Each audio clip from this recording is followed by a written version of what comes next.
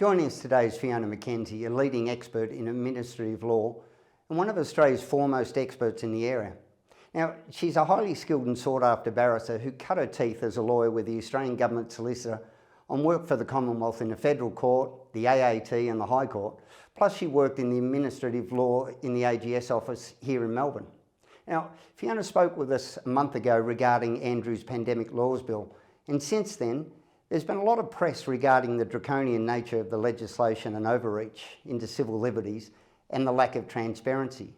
Now, we've had other commentators think that it's all perfectly transparent, and sadly, Fiona tends to disagree. Fiona was and still is highly critical of the Andrews government pandemic laws bills, both pre and post amendments, and the mandatory vaccine laws, and she joins us today to discuss the ramifications of the passing of the bill for Victoria and Victorians. Good morning, Fiona. Hi, how are you? Good, thanks. Now, much fuss and noise about the 145 amendments that were passed to the bill, which to me indicates a little bit of the sloppiness of the actual drafting of the bill in the first point, but were they of any real consequence? No, I can't see any significant amendments at all. As you just said, when we spoke about this, say, 5 weeks ago, my immediate reaction to this bill came out of my expertise and experience as an administrative lawyer. So just to sort of recap on that, my practice involves analysing legislation, analysing statutory powers.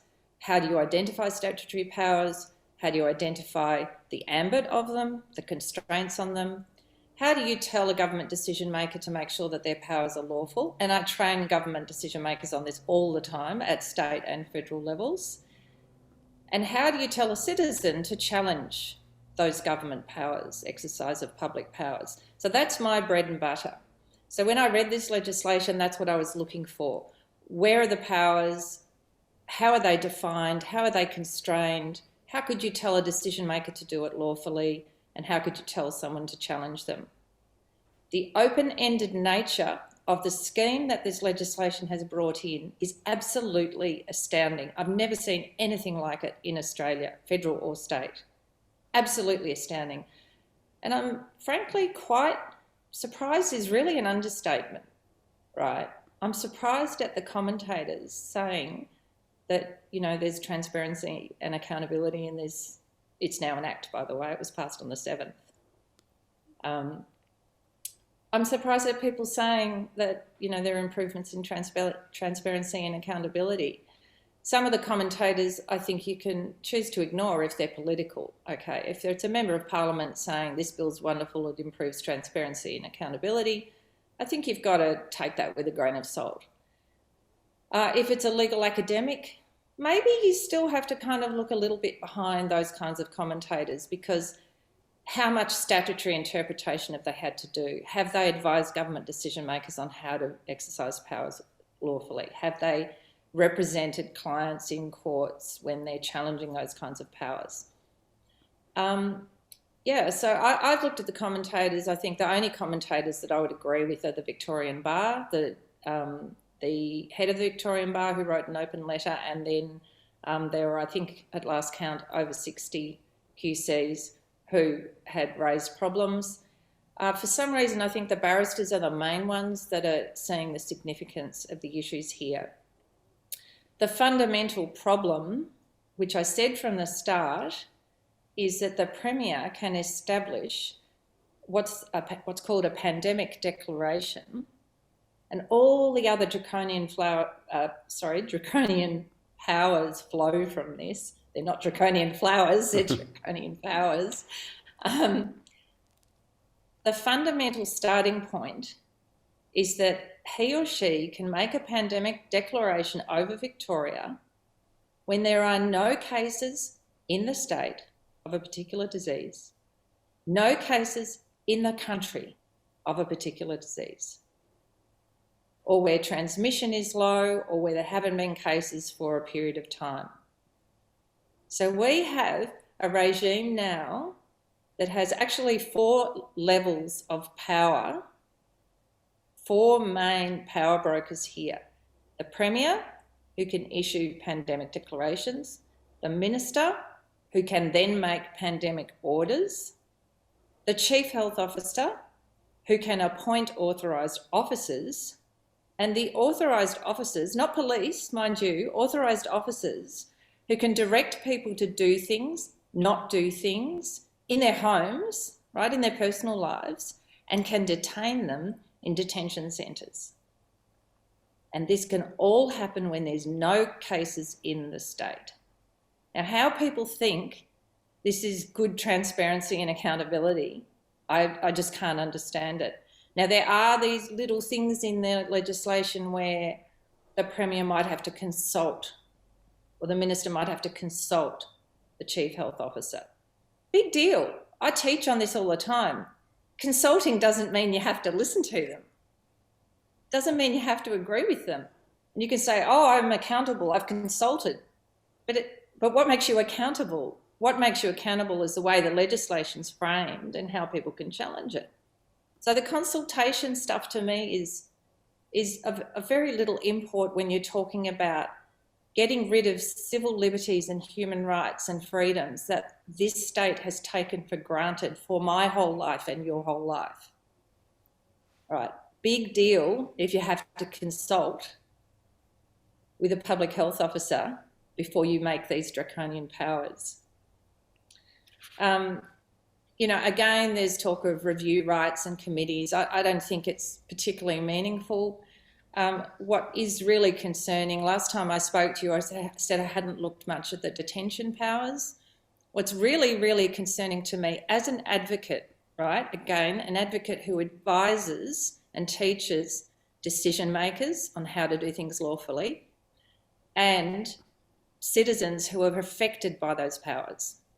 What's really concerning is that the legislation is a maze. You can get thrown into detention and try and work out how to get out of it. Try and work out how to seek review, fill out the forms, comply with all the preconditions in the Act.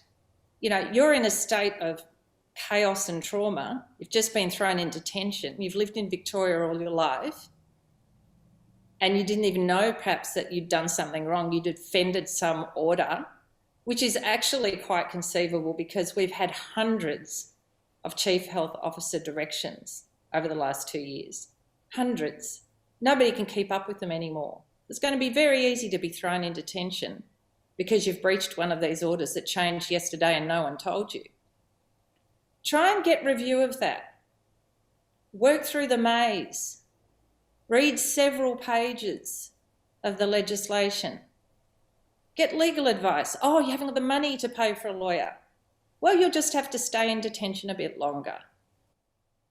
It's absolutely incredible what this legislation And has Fiona, established. am I right in my understanding that it's 10 days before you even have the right for that review to seek, that they can hold you without appeal for 10 days before you get to put your hand up and say, I think I've been unfairly treated, or I have obligations or family to care for?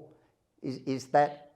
Look, to be honest, I think we should even do a separate interview just on all the detention powers, because for today I still haven't gone through step by step or prepared to go through this in this discussion step by step, because there are things you can do in less than 10 days. And there's actually a number of different layers to this of where you can seek review and who might review it and who's got to do reports and how you fill out a form and whether whether someone can fill out a form for you, and how the authorised officers have to renew the detentions. It's quite complicated, but it's a nightmare. It's a maze, I think, is the best thing to say for today's purposes. Great. Well, we'll hold you to that. We'd love to have you back. Yeah, okay. I've prepared a little case study, if we've got the time, if you'd like me to go through. Yes, a please. Case study as to how this legislation is likely to work, right? And I would say likely because I've been watching carefully what's been going on in Victoria, in Australia and around the world. And so as much as possible, I've kept this case study based on reality, Okay, so it's not fanciful, made up stuff. Yes, and we've just recently seen the Victorian Ombudsman, Deborah Glass, say that Andrew's border closure was inhumane. So to be giving the benefit of the doubt rather than watching what has actually already happened under this government, I think is a farcical and just misguided trust at the moment. Yes, yes, yes. And the Ombudsman is very careful in her conclusions like that. She's not going to come out lightly saying things like that. And I think the community should take those kinds of comments very, very seriously as massive warning bells of the regime we are now in. She actually not what's coming anymore. It's what we're now in. She actually classified it. Her description was the worst decision she has seen in her 7 years in the top job. Yes, yes, absolutely. So for the case study, I've come up with 6 assumptions. And I don't think people would be able to disagree with these assumptions. Assumption number 1, COVID-19 has variants every year, just like the flu. Okay, we've already had several, and we're now in the world about the one that starts with O. So that's the first assumption. Second assumption, the Therapeutic Goods Administration continues to give provisional approval to vaccines because every year provides new variants, so there's going to have to be new testing, new clinical trials. And there just isn't time to go through what the TGA calls the standard pathway for approval of vaccines. Now, just as an aside, I'll quote from the TGA's website. We can give provisional approval to medicines which provide a promising treatment for a serious or life-threatening condition. This makes the medicine available for a limited period while a pharmaceutical company completes final clinical trials. And elsewhere on their website, they say that these vaccines that are currently approved in Australia only have provisional approval because the long-term side effects are not known. Okay, and we also know that there are side effects that are more short-term that are contested at the moment. Okay, I'm not a scientist, I'm not a doctor, but I do know there are a number of people making complaints to the TGA about adverse side effects, and there's arguments going on about whether they are side effects or not. Okay, so we know it's a question. What are the current side effects? No one can disagree with that. No one can say for sure what are all the side effects for all people. Assumption number 3, it is not known whether existing vaccines will be effective against the upcoming variants. Evidence about that will emerge slowly as each variant arrives. Now, interestingly, I'd written this case study over the last few days, and I think it was overnight, Pfizer have announced that they think they have a booster which is effective against the O variant. But this is exactly what I'm saying. My assumption is based on fact. Assumption number 4, the Victorian government wants to continue to get as many people vaccinated as possible. Okay, that's what we've been living with. Let's assume that's going to continue. Assumption number 5, exemptions from the vaccine mandates continue to be extremely limited. Now, when I've been talking to clients and my networks, a lot of people think, oh, if you go to your doctor and your doctor says, I think you had this side effect from the first dose, or I think you've got a medical condition that makes this vaccine particularly risky for you, that you'll get an exemption. No, you will not get an exemption. If you look at the actual exemptions in the state government directions, they are extremely limited, extremely limited. So we know it's a fact that people can go to their doctor, get informed consent, as in get information about risks and benefits, can decide that that vaccine is not right for them, it's too risky for them, and they will now be basically shut out of most of society. That's the way it's working now, okay. Assumption number 6, there's a new detention centre built in Mickleham. It can house 3,000 people. It is called the Centre for National Resilience. So that's true. That's what it's actually called. So those are my 6 assumptions. Now, we've got 4 players in my case study. We've got Mary, Ruth, who's Mary's mother in an aged care facility. We've got Dan and Scott, who is Dan's son, and Scott's 14 years old. Okay, Mary, Ruth, Dan and Scott. These people live on the Mornington Peninsula. They live in a suburb called Canadia. Now that bit's made up. They live in a suburb called Canadia, except for Ruth. Ruth doesn't live in Canadia. She lives in a neighbouring suburb to Canadia.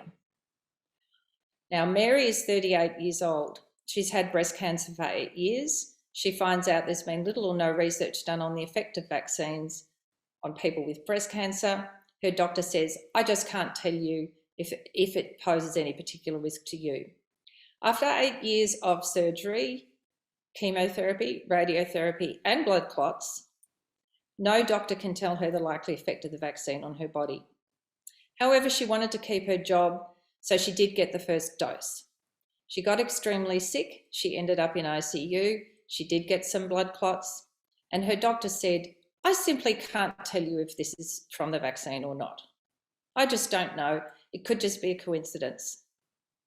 So she gets no medical exemption. She is now shut out of society. She can't work anymore. She decides not to get the second dose because she decides her life and her health is something she needs to protect. So she is not allowed to have a medical exemption by the state government. Ruth is in an aged care facility, Mary's mum. She is double dosed with a recent booster. So she has an injection passport. Doesn't actually help her though because she's immobile. She can't go anywhere, but she's fully vaccinated. Mary likes to visit her at least once a day. It's a 5-minute drive or a 30-minute walk. Ruth sadly has probably about 2 months to live, the doctors have said, but she's not palliative. She hasn't been labelled as palliative. So Mary's had great trouble in getting to visit her because of the aged care facilities rules. Note the aged care facilities rules, that's another topic. But if Mary doesn't get to visit her every day and feed her, Ruth just won't eat. So the aged care facility have finally agreed to that and allowed her to visit every day. Dan is 47 years old. He's had the second shot of the vaccine. This is based on a true story. He ended up in ICU 2 days later. He nearly died. It turns out the vaccine exacerbated an underlying condition that he wasn't aware of. He spends weeks unwell, loses 10 kilos, and decides when the booster round comes that he just can't risk it. He cannot risk a booster. He's not able to get any medical exemption because the doctors do not accept that the vaccine caused the illness that led him to ICU. Scott is unvaccinated. He's 14 years old. He's very worried about the vaccine. He saw his father nearly die, and he's read some research. He's read it, looked at pericarditis and myocarditis, and actually a friend of his has been told he can never exercise again because of the effect of the vaccine. Scott cannot get an injection passport. He's not vaccinated. Okay, there are players. Now, what does the Premier do? The Premier hears about a new variant emanating from Canada. It's called the Sigma variant, COVID-19 variant. The Premier is very worried about it. So declares a new pandemic declaration over Victoria. The Premier thinks the Sigma variant is very worrying based on social media reports. They decide there's a material risk of substantial injury to the health of the people. Now that's a phrase from the Act, material risk of substantial injury, which means there's a serious risk to public health, which is in section 3(4) of the Act. When I say the Act, I mean the amending Act, which was passed on the 7th.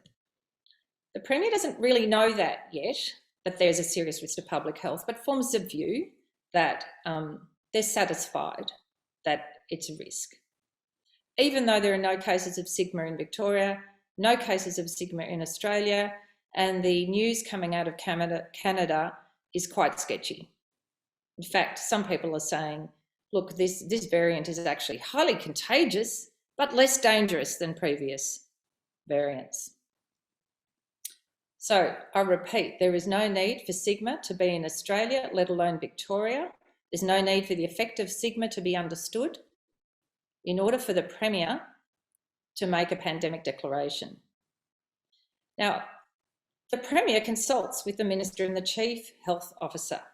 So he goes through a consultation process. And they say, look, I don't know about this new Sigma variant. Your guess is as good as mine. We need to wait and see about it. Perhaps it's not very dangerous. But the Premier says, well, I'm too worried. I have to take steps to protect the public health of everyone in Victoria. I've done my consultation. I make the pandemic declaration. Looks like all of this is lawful so far. We actually find out later the Premier forgot to be satisfied about the serious risk aspect of the feared disease, but that's all right because the Act says even if that state of satisfaction is not reached, the declaration is still lawful. Okay. Now, in our case study, Sigma never enters Victoria, but the Premier can extend the pandemic declaration and subject to the legislation continuing or being reenacted, the declaration can be just extended on a rolling basis. There's no limit to it. The Act says there is no limit on the number of times a pandemic declaration may be extended, unquote. The Premier has to make reports to Parliament, which is easy enough. Now, again, people say this is about transparency and accountability. He or she can make reports to Parliament. They can say what they like. You can see the Act doesn't require much of them. Now, the Minister makes a pandemic order, decides to make a pandemic order over Canada, the suburb in Mornington, on the Mornington Peninsula, because many people from Canada live in Canada. Okay, and some people had come back on a plane. We don't know who they are, but we know a lot of them live in a suburb of Canada, so we're going to put a pandemic order over them. And it's reasonable to do it urgently because we don't really know where all these people are going or when they came back here or when this variant emerged. So Canada is now declared to be a pandemic management area, and there's a declaration made that people must be detained in that area. They are not allowed to leave the area. If they're unvaccinated, they must stay in their homes. If they leave their homes in breach of the order, they can be detained in detention camps, which are, say, an hour and a half to 2 hours away in Mickleham. Remember, that's a real detention camp. Other orders are made that no private gatherings of 2 or more people can occur inside or outside the home. No work outside the home can occur. Nobody can enter the area. And also there's some concern about a particular church that the Minister thinks might be connected with Canadians or the Minister just doesn't like that religion, or that church has shown that they don't really respect these kinds of orders. So there are specific orders made in relation to that church that it is not allowed to meet. Mary's mum's Ruth lives in the suburb next door. Now, I'll skip over the consultation, I'll skip over the Chief Health Officer, but let's just jump to there being authorised officers who've been appointed by the Chief Health Officer to start telling people what to do, directing them to do things, to stop doing things, and to detaining them. So the authorised officers are wandering around Canada and they're getting their instructions every day from head office. And there are some authorised officers wandering around a particular park in the suburb of Canada.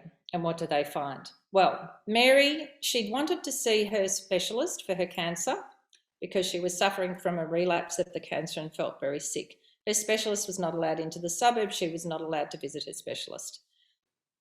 She also wanted to visit her mum. She knew that her mum would not eat unless she fed her. She thought, I can't leave my mum like this. I'm going to walk through the park to the neighbouring suburb, 30 minutes walk, so that I can feed her. I won't get in the car, it's too dangerous. I'll go through the park. I know some shortcuts. An authorised officer finds her, asks her what she's doing. She tells them. She gets picked up by the pandemic detention van and taken to the detention centre, 1.5 to 2 hours away. The authorised officer decides that she cannot be trusted. She clearly does not respect the orders and was quite open about her desire to leave the area. And she's in detention. She's feeling very sick. She's told that she has some review rights. She can fill out some forms, but she's too sick to fill out the forms. She's not allowed to see her specialist. Her specialist isn't allowed to visit her, and in fact, wouldn't want to visit her because they're so scared of the new Sigma variant. Ruth wastes away in the aged care facility as the days go by and becomes palliative without any visitors from any members of her family. But don't worry, this is all for the good of public health. Scott wanted to go to the youth group in his local church. He's been brought up to believe in his religion, his church, and he thinks that he is obligated by God to go to the church. But the detention orders have prevented such visits, such meetings. So he's prevented by detention orders that require him to stay at home because he doesn't have an injection passport, he is not vaccinated, and he's not allowed to go to church either. Scott sneaks out of the house with his father Dan's assistance because his father Dan is a believer as well. The authorised officer finds them on the way back from church. They are both charged with offences, liable to pay 60 penalty units, which is around $11,000 per offence. And in addition, they are both placed in detention as well. So that ends my case study, probably ends our time, but I'd leave it to the viewers to think about whether this is the kind of Victoria we thought we were living in and the kind of Victoria we want to continue living in, because it is the Victoria we are living in. That's my view anyway. I'll be interested to see if any other legal commentators pick up on these issues which literally come out of the legislation together with the facts of what's actually going on, which you can read on mainstream media any day of the week. Now, Fiona, while I've got you, that's your expert, informed opinion as well. So this is about as good as it gets, and I'm so grateful to have you here. But your example of Mary's poor old mum, we've seen that happen with St Basil's, the largest outbreak and over 50 deaths happening. And those poor people and families that have been devastated not to be with them at the worst possible time, that's already happened without this bill in place. So again, for the people who assume the better good, the greater good, or a trust in this government, look at what has already happened. Wouldn't that be a fair assumption, Fiona? Oh, absolutely. And, you know, if we want to do an interview on aged care, that's another thing that I've been studying for 2 years, because both of my parents ended up in an aged care facility. They both ended up dying a year ago within a month of each other. But I was battling the aged care facilities visiting rights rules for months and months and months. And the way the authorities have been dealing with that issue and are continuing to deal with that issue around the country, not just Victoria, is absolutely appalling. And it's very, very common for our poor parents and relatives to be dying alone or going from basically a state of understanding to a state of dementia alone. And the aged care facilities are saying, in the interests of public good and the interests of these poor people, we are banning visitors. So it's just one excuse after the other. St Basil's is a particular case, whether it's COVID, whether it's fear of COVID, whether it's being unvaccinated, whether it's your injections now out of date. excuse after excuse after excuse, the abuse of human rights in aged care is definitely another major issue.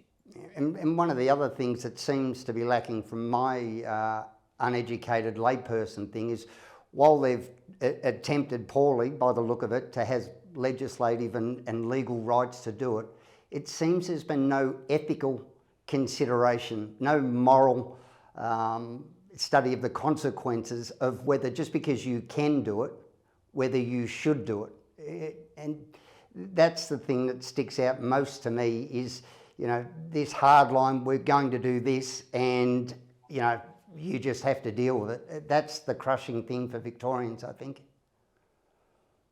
Yeah, I totally agree with you. And it's funny, at the very, very beginning when lockdowns were being imposed and we were constantly fed, there's this many cases today, there's this many cases today, there's this many cases today. Don't worry, when vaccination comes, we won't have any lockdowns anymore. And I was saying to myself and my friends, I don't see any cost and benefit analysis of what the impacts of this are on people's mental health, people's businesses, really looking at the risks of COVID, who is actually at risk of dying from COVID, which is the average age of death is 86. So as you say, moral and ethical considerations would have to involve a holistic assessment. But again, that's a topic for another day. I'm just a lawyer, I'm not a public health officer, I'm not a politician, but I just don't understand why moral, human rights, ethical considerations in a holistic way are not part of the mainstream dialogue. I just don't understand it. All right, Fiona McKenzie, one of Australia's leading administrative law experts, thanks so much for your time and a very sobering and saddening view of where we're heading. Where we are. Sorry, Fiona, where we are. Thanks for your time. Thanks very much. Bye.